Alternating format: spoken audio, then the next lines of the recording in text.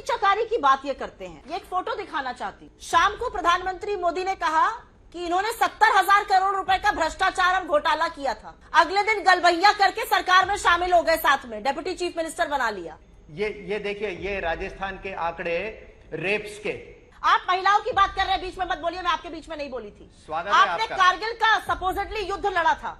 कारगिल के एक योद्धा की पत्नी को नग्न टहलाया गया। क्या एमओयू आपने करा था कम्युनिस्ट पार्टी ऑफ चाइना के साथ? राहुल गांधी जी ने शी जिनपिंग के साथ। शी जिनपिंग के सामने प्रधानमंत्री खड़े रह गए, सोफे पे नहीं बैठे, देश की नाक कटा रहे। क्या बात करते हैं आप लोग? ये क्या कर रहे हैं आपके लोग कम्युनिस्ट पार्टी के साथ? आप यहाँ पर क्यों घूम रहे हैं कम्युनिस्ट पार्टी के साथ? आपने जो सीक्रेट मीटिंग करी एमओयू करा, आप वो बता दीजिए। दोस्तों, मोदी सरकार से जब जब किसी मुद्दे पर सवाल पूछा गया तो सिवाय ठेंगा के कुछ वापस मिला नहीं। यानी कि हर एक सवाल के जवाब के नाम पर सिर्फ और सिर्फ इधर उधर की बातें, 70 साल पुरानी बातें, कांग्रेस का दौर और फलाना ढिमका करने लग जाते हैं। और आप इस डिबेट में भी ऐसा ही कुछ देखेंगे कि कांग्रेस प्रवक्ता सुप्रिया श्रीनेत मोदी सरकार से कई सारे सवाल पूछती हैं, लेकिन एक सवाल का जवाब बीजेपी के मंत्री नहीं दे पाते हैं, या कहिए तो एक सवाल का भी जवाब उनके पास नहीं था देने के लिए। तो पहले डिबेट का यह हिस्सा देखिए, फिर आगे बातचीत का सिलसिला जारी रखेंगे। राज्यवर्धन जी जो कह रहे हैं उसका भी जवाब दीजिए कि क्या आपने अपनी सुविधा के लिए और भ्रष्टाचार के आरोपों से बचने के लिए ही ये कुनबा साथ आया है, ये आरोप है उनका। दूसरी तरफ मायावती को लाए बिना साथ, क्या उत्तर प्रदेश की 80 सीटों पर बहुत बड़ा आप लोग रिस्क नहीं मोल लेंगे अगर वो अलग से चुनाव लड़ती हैं, जैसा कि अभी तक उन्होंने संकेत दिए हैं कि वो अकेले ही चुनाव लड़ेंगे? मैं दोनों बातों का जवाब दूंगी। आप सबको मेरा नमस्कार। कहते कहते भाजपा के प्रवक्ता भूल गए, ये मीटिंग मुंबई में हो रही है, पटना में नहीं हो रही है। कुछ और भी इन्होंने तार्किक रूप से गलत बातें कही, पर उसके लिए फेमस है तो मैं उसको नहीं पढ़ना चाहूंगी। चोरी चकारी की बात ये करते हैं। ये एक फोटो दिखाना चाहती हूँ। शाम को प्रधानमंत्री मोदी ने कहा कि इन्होंने 70,000 करोड़ रुपए का भ्रष्टाचार और घोटाला किया था। अगले दिन गलबैया करके सरकार में शामिल हो गए, साथ में डिप्टी चीफ मिनिस्टर बना लिया।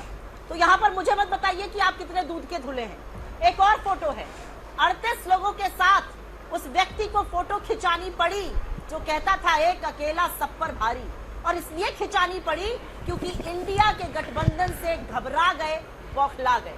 और क्यों बौखला गए मैं बता देती। मैं तो इन शख्स से पूछना चाहती हूँ, इंडिया का नाम सुनते हैं, सेना में सर्व कर चुके हैं, आपने तो ओलंपिक में एक मेडल भी जीता है। इंडिया का नाम सुन के आंखों के सामने क्या आता है?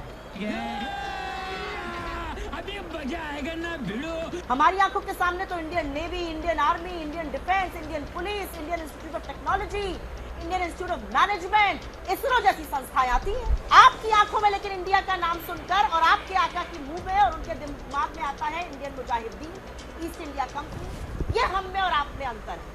आप चोरी चकारी की बात कर रहे हैं। 10वें साल सत्ता में आप हैं, और ये दो बातें कहकर अपनी बात खत्म कर लेती हूँ क्योंकि हास्यास्पद बात कह गए। 10 साल से सत्ता में है, कब तक ये चोरी चकारी का झुंझुना बजाते रहिएगा? 10वें साल में अगर किसी ने चोरी करी थी तो हवालात में डाल देते। बात तो सही है।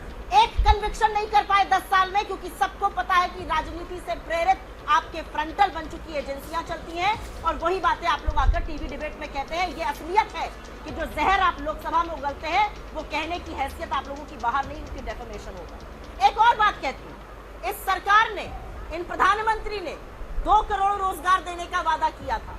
अब 51,000 वो नियुक्ति पत्र बांट रहे हैं जो पद पहले से ही स्वीकृत थे सरकारी नौकरियों में और किसी कारणवश भरे नहीं गए। आज की तारीख में प्रमोशन लेटर प्रधानमंत्री जी बांटकर उसको रोजगार मेला लगा रहे हैं। पता है क्यों कर रहे हैं? क्योंकि यही इंडिया की ताकत है।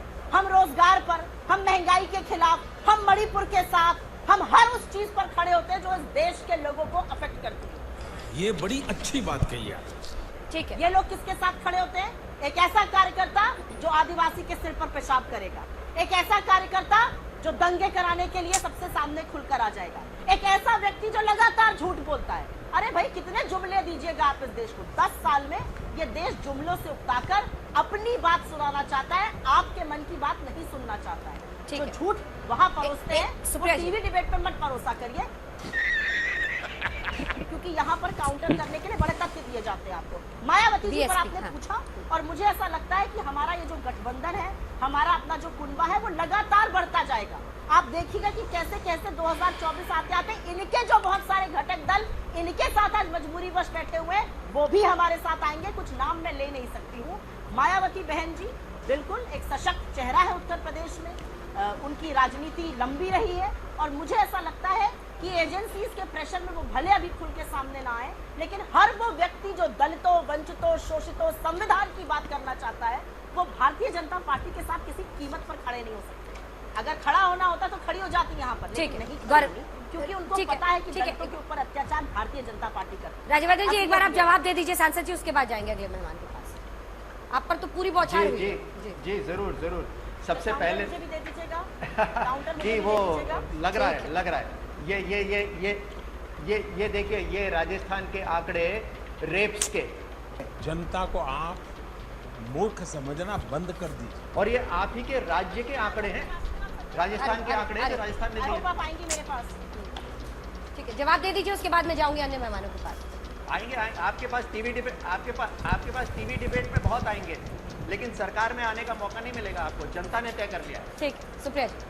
इतना अहंकार रावण को नहीं था अपनी सत्ता का, तो जितना अहंकार आप और करिएगा अच्छा रहेगा, क्योंकि अहंकार भगवान को बर्दाश्त नहीं है। ये देश की जनता आपके अहंकार का हिसाब करेगी 2024 में, और उसके पहले राजस्थान की जनता आपके अहंकार जो आप दिखा रहे हैं बाकी दुनिया में तोड़ेगी 2023 में। जितना अहंकार और जितनी अभद्रता आप लोग दिखाते हैं और 24 दिखाइए, क्योंकि देश को पता तो चलना चाहिए कि आप लोगों 3 महीने के बाद चिकने देखिएगा। चुपड़े चेहरों के पीछे कितनी विकृत मानसिकता है।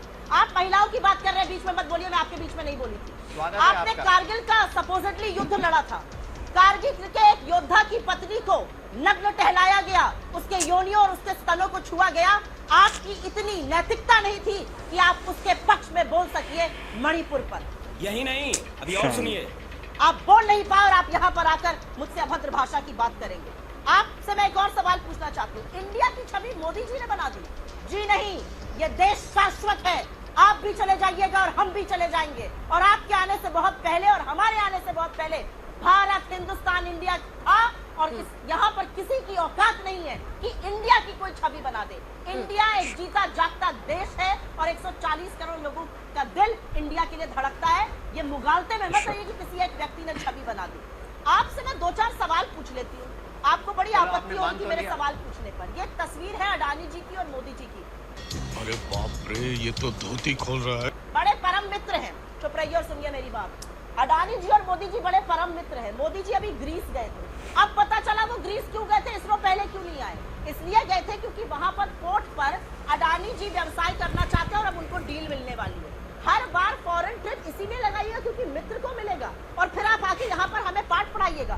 मैं तो आपसे सिंपल सवाल पूछ रही हूँ, आपकी डबल इंजन की सरकार मणिपुर में थी, आपकी डबल इंजन की सरकार मध्य प्रदेश में चल रही है, आपकी डबल इंजन की सरकार उत्तर प्रदेश में चल रही है। क्यों इन डबल इंजन की सरकारों में औरतों के साथ, आदिवासियों के साथ, दलितों के साथ वो शोषण हो रहा है जो हो रहा है? समझ रहे हो, समझ रहे हो आप?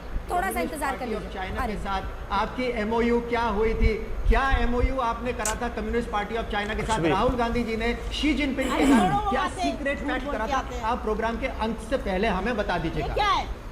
झूठ बोल के आते ये हैं। क्या एमओयू है? आपने साइन करा वहां पर। शी जिनपिंग के सामने प्रधानमंत्री अच्छा, सोफे चलो, पर ये- नहीं बैठ ये- रहे। वो जो- एक वो- मिनट अंजना जी, शी जिनपिंग के सामने प्रधानमंत्री खड़े रह गए, सोफे पर नहीं बैठे, देश की नाक कटा रहे। क्या बात करते हैं आप लोग? गजब बेइज्जती है। कुछ चीजों को गंदी राजनीति मत करिए। ये क्या कर रहे हैं आपके लोग कम्युनिस्ट पार्टी के साथ? आप यहाँ पर सीक्रेट क्यों घूम रहे हैं कम्युनिस्ट पार्टी के साथ? आपने जो भाजपा के? सीक्रेट मीटिंग करी प्रधानमंत्री एमओयू क्या करा, गंभीरता करते हैं चाइना आप के वो साथ? बता दीजिए। 20 अच्छा, आप बताइए सालों से रेस्टोरेंट के शहादत पीछे पर शब्द नहीं उस बोला। यहाँ दिल्ली पर के आकर रेस्टोरेंट के मुझसे पीछे क्या बदतमीजी गुपचुप मत बातचीत हो रही थी? आप नए चाइना आए होंगे डिबेट में, चीनी आपको लगता दूतावास है के साथ मुद्दे आपने क्या उठा रहे हैं। बातचीत करी? आप बड़े घिसे वो बता पिटे दीजिए। बेकार के मुद्दे उठा रहे हैं। तो दोस्तों, ये आपने देखा डिबेट, जिसमें कांग्रेस प्रवक्ता सुप्रिया श्रीनेत के अनेक सवाल पर किसी भी सवाल का सीधा जवाब नहीं, बल्कि सिर्फ और सिर्फ इधर उधर की बातें, तोड़ मरोड़ के बातों को सिर्फ और सिर्फ रखने का काम यहाँ पर बीजेपी के सांसद करते दिखे। मतलब कि सवालों का जवाब इनके पास ना कभी था और ना आज है, और मुझे लगता है कि फ्यूचर में भी इनके पास किसी सवालों का जवाब नहीं दे पाएंगे, क्योंकि इनका काम ही ऐसा ब्लंडर होता है जिस पर इनके हलक सूख जाते हैं। सवाल पूछे जाने पर इनकी बोलती बंद हो जाती है। इसी तरह से जिस तरह से आपने इस डिबेट में देखा, सवाल मुझे लगता है कि 10 से से 12 सवाल जरूर पूछे गए सुप्रिया श्रीनिवास के द्वारा, लेकिन बीजेपी सरकार की तरफ से मुझे पूरा यकीन है कि एक भी जवाब नहीं आएगा।